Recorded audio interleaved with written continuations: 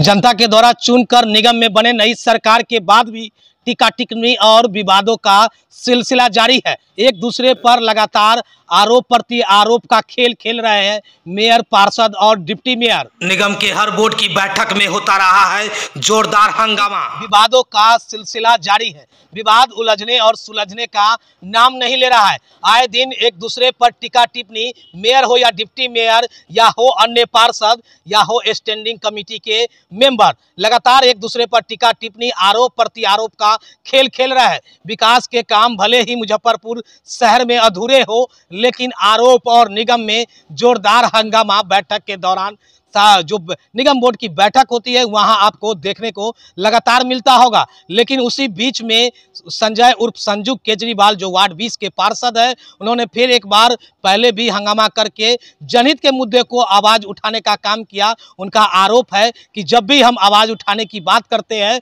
तो बैठक समाप्त कर दी जाती है, यानी कि निगम बोर्ड की बैठक समाप्त कर दी जाती है। फिर हम अपनी प्रस्ताव को नगर आयुक्त के माध्यम से रखते हैं, फिर रखे हैं और कल निगम बोर्ड की बैठक होगी। अगर ऐसे में हमारी प्रस्ताव पर चर्चा नहीं होता है जो जनहित के मुद्दे पर है, क्या कुछ कह रहे हैं संजय उर्फ संजू केजरीवाल जो वार्ड 20 के पार्षद है और लगातार सदन में अपनी आवाज जनहित के मुद्दे पर उठाते रहे, जरा सुनिए आगे इस वीडियो में।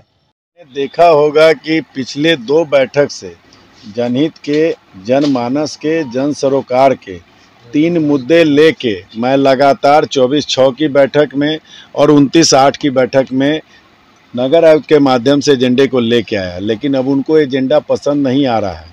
और एक तरफ वो ट्रेड लाइसेंस कह रही हैं कि हम विलम्ब शुल्क माफ़ करेंगे। मेरा ये कहना है कि 11/5 की स्टैंडिंग की बैठक में व्यापार अनुज्ञप्ति अधिनियम विनियम संशोधन 2023 किसने पास किया? इन्हीं महापौर, इनके मंत्रिमंडल के सदस्यों ने। ये तो वही वाली बात हो गई कि एक तरफ आप सजा देते हैं और दूसरी तरफ राहत देने की बात करते हैं। इतना ही प्यार है मुजफ्फरपुर के जनमानस से तो ट्रेड लाइसेंस पे विलम्ब शुल्क लगाने का ही क्या अधिकार था? दूसरी बात कि स्थगित बैठक का आज तक मैंने नहीं सुना कि प्रोसीडिंग निकलता है। और स्थगित बैठक में इन्होंने जो इल्ज़ाम लगाया वो इल्ज़ाम ये लगाया कि पार्षदों के द्वारा अनुमति नहीं ली गई थी। लोकतंत्र के सबसे बड़े मंदिर लोकसभा, राज्य में विधानसभा में भी विधायक और सांसद माननीय जो हैं वो अपने जनहित की बात को, अपने समस्याओं को, अपने क्षेत्र की बातों को रखते हैं। सरकार नहीं सुनती है तो बेल में जाके धरना देते हैं। कभी स्पीकर से आदेशित होने की ज़रूरत नहीं पड़ती है। तो ये तो भारी विडंबना है कि मुजफ्फरपुर नगर निगम अब लोकसभा से और राज्यों के विधानसभा से भी ऊपर चला गया। मैं समझ रहा हूँ लोकतंत्र की जगह अब यह राजतंत्र की ओर जा रहा है, राजशाही की ओर जा रहा है। ये कहती हैं कि निंदात्मक, व्यंग्यात्मक और मामूली विषयों पर कोई चर्चा नहीं होनी चाहिए। ये धारा 57 की कंडिका 2 का उल्लेख करती हैं। ये जानकारी ले लें नगर आयुक्त से कि मेरे सारे प्रस्ताव 57 कंडिका 2 के तहत ही शामिल किए गए हैं और धारा 49 के पारा 3 के तहत ही सभी माननीयों को सूचित किया गया है। दूसरी तरफ ये ट्रेड लाइसेंस में कहती है दिसंबर तक हम माफ़ करना चाहते हैं। भाई किस चीज़ की माफ़ी? लगाया क्यों? किसने लगाया? 11/5 की बैठक में आपने विलम्ब शुल्क संशोधन करके लगाया और आप माफ़ी की बात करती हैं। तो ये बहुत भारी विडंबना है। मैं पिछली बार तक आप लोगों को नहीं कह पाया था।